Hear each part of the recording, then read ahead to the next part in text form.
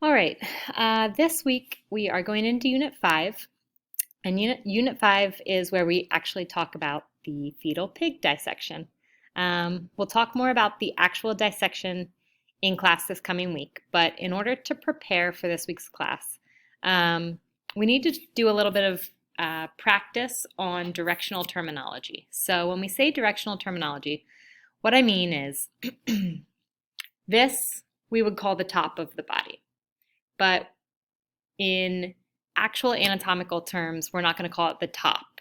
We're going to call it the superior area of the body, as opposed to the feet, which would be inferior instead of the bottom. There are a couple different terminologies that we'll use during the dissection that doctors use when they're performing surgery or diagnosing a problem.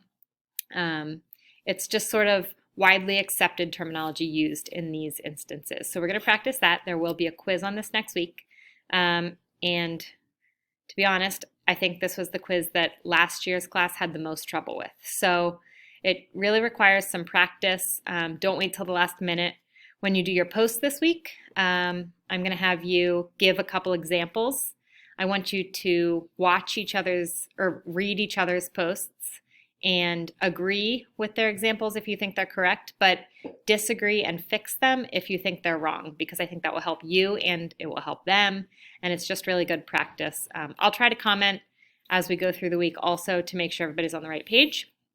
But I also gave you a lot of practice worksheets, so I gave you, I don't know if you can see it, I gave you this one with the descriptions and practice sentences on the back.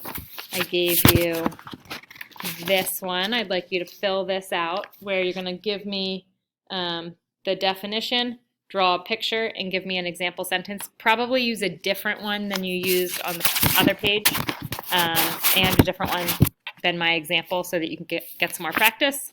And then this is the lecture notes. So this is what you'll go through as we're talking in this PowerPoint. All right. So to begin, like I said, correct terminology has to be used when you're performing surgery, when you're discussing parts of the body. So we're not going to talk about the back, the front, above, below, head, tail, inside, outside. We're going to use specific terms. So at the end of this PowerPoint, go back through and see if you can fill in the correct terminology for these words below. All right. So to begin, we're going to start with the cuts that you can make during a dissection, during a surgery. There are 3 different types of cuts. Well, there are tons of different types of cuts, but 3 specific cuts. One straight down the middle, one separating the front from the back, so if you were to cut down this way, and then one across, separating the top and bottom. So we're going to talk about those 3 different types of cuts, or planes as they're sometimes called. The first one we're going to talk about is the frontal or coronal plane. Same plane, 2 different words. This plane's a little bit different if you're talking about a 4-legged animal and a 2-legged animal like a human. In a 4-legged animal, like a dog or a cat or a fetal pig, the plane looks like this, and it cuts the animal in half so that you're separating the front of the animal and the back of the animal. Now, if you imagine a human being standing up, if you can see me, the front and the back would be this direction, right? So this would be the front or the anterior region. This would be the back or the posterior region. So the cut looks a little bit different depending on the type of animal you're talking about. Here, the posterior region is the back of the animal, which we sometimes refer to as the top. And the anterior region is the front of the animal, which we sometimes refer to as the bottom, but really like the belly would be the front. So that would be a coronal or frontal plane. Next, we have a sagittal plane, also sometimes called mid-sagittal. And this is the one that cuts the body into left and right halves. So this one looks very similar on a human versus a 4-legged animal. It cuts right down the body, separating into right and left halves. So if you were trying to separate the lungs, for instance. You would cut right down the center. You would have one lung in one half of the body and one lung in the other half of the body, as opposed to a frontal cut where, if you can imagine cutting like this, you would see half of both lungs in the front half and half of both lungs in the back half. So the third, in your lecture notes, it tells you to label the diagrams anterior and posterior. That's not correct. Label those diagrams left and right. So especially the human diagram there, this one right here, which side of the body is the left side and which side of the body is the right side. That's what I want you to label there. And then the third one, transverse plane. Again, this is a little bit different if we're talking about a human or a two-legged animal as opposed to a four-legged animal. In a four-legged animal, it's cut right through the center, separating the head or the caudal region from the tail. The head or the cranial region from the tail or the caudal region. So you would have the cranial region in one half of the cut and the caudal region in the other half of the cut.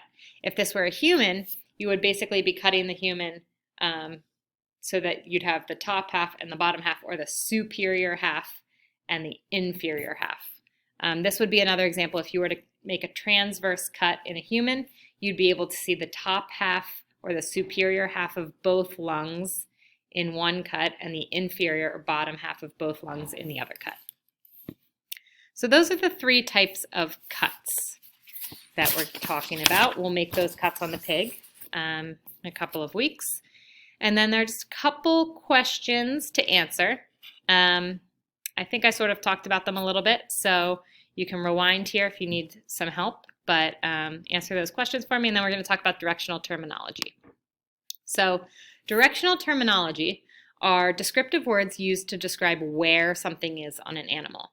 Is it above? Is it below? Is it towards the outside, towards the inside, close to the body, further from the body, toward the front, toward the back? But we don't use those terms. We use specific descriptive terms, and they're usually separated in pairs. So these are most of your vocab terms for this week.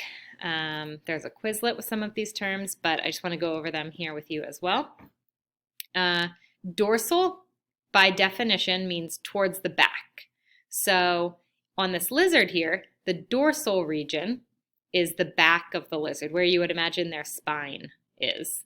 On the human, the dorsal region is toward the back of the body. On a pig, it would be similar to this lizard here, toward the back. Ventral would be toward the front or the belly region, and this section, the dorsal and the ventral sections of the body, are separated by a frontal plane. So if you were to make a frontal cut, you'd have the dorsal region, the ventral region in the front of the body, and the dorsal region in the back of the body. So if you were to use this in a sentence, you might say the belly button is on the dorsal portion of the body, and the spine is in the ventral cavity of the body. Okay?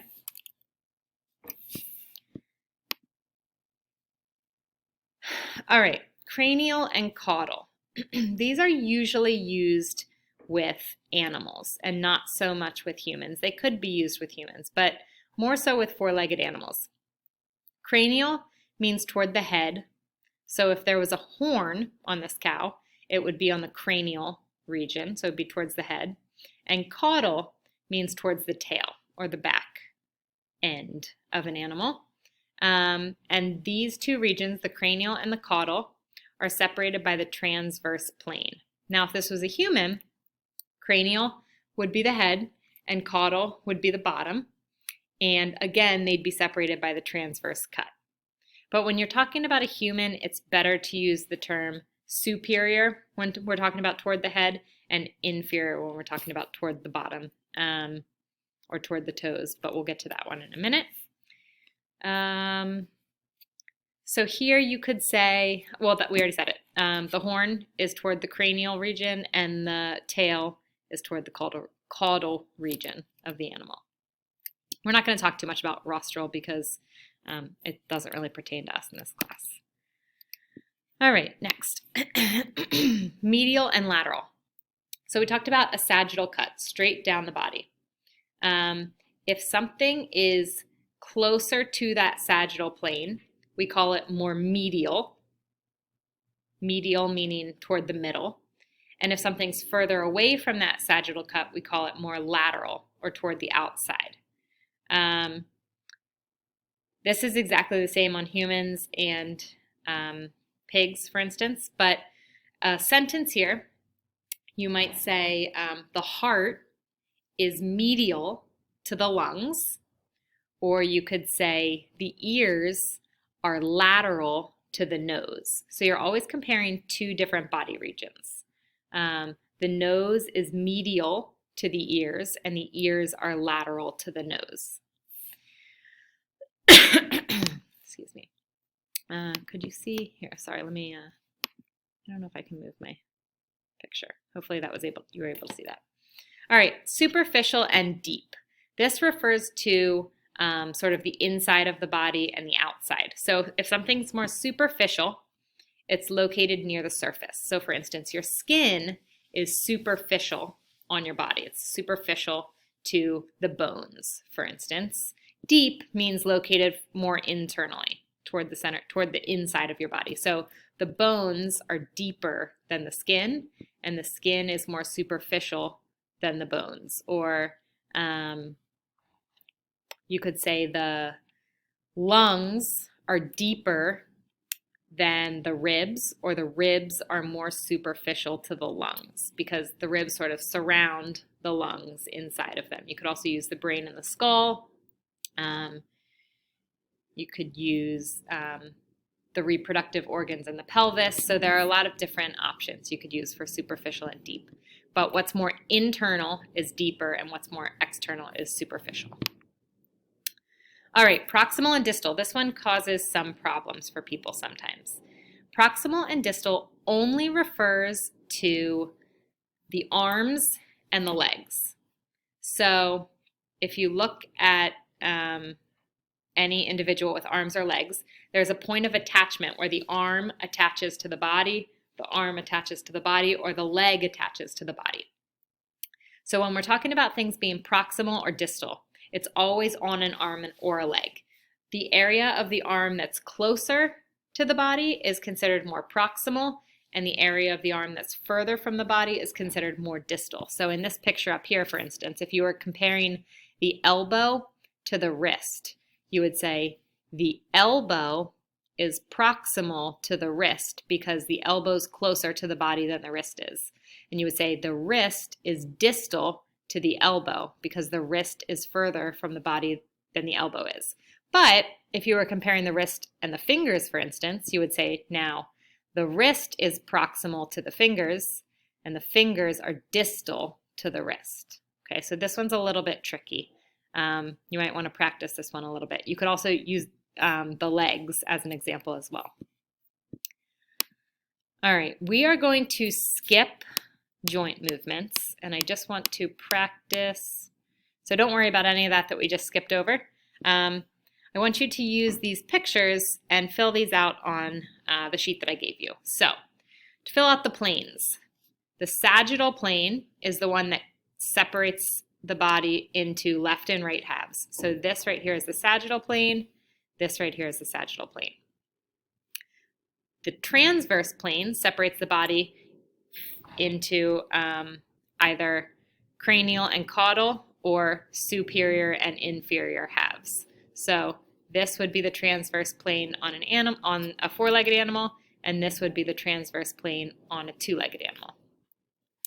And then which one are we left with? Frontal plane separates the body into anterior and posterior, or ventral and dorsal halves. So anterior, posterior, or ventral, dorsal. So this would be the frontal plane on a human, and this would be the frontal plane on a pig. But you can still see if you were to cut the frontal plane, you would be able to see both ribs in the pig, and you would be able to see both lungs in the human. So it really is the same cut. If you were just to put the human on 4 legs, it would look exactly the same. Then we have the cranial region towards the head, the caudal region towards the tail, also called the anterior region toward the head, and the posterior region toward the tail. Here, the anterior region is toward the front of the body, and the posterior region is towards the back of the body. So that's a little bit different on the animal versus the human. Here we have superior toward the head and inferior toward the feet. Okay? What are we missing here? Dorsal toward the back, ventral toward the front. In a human, this would be dorsal toward the back, and this would be ventral toward the front. All right, next slide. Now we're just looking at a human. If you were to use cranial and caudal on a human, cranial would be toward the head, caudal would be toward the feet, but we don't usually use cranial and caudal when we're talking about humans. We usually instead use superior and inferior. Don't worry about this, don't worry about this, don't worry about this. I took them out of your picture. If something's more toward the midline, that would be medial. So the spine is medial to the ribs, and the ribs are lateral to the spine because they're more towards the outside. Spine's more towards the inside. What else do we have here? Here on the arm, toward the shoulder is more proximal. Toward the tip of the finger is more distal. So the fingers are distal to the elbow.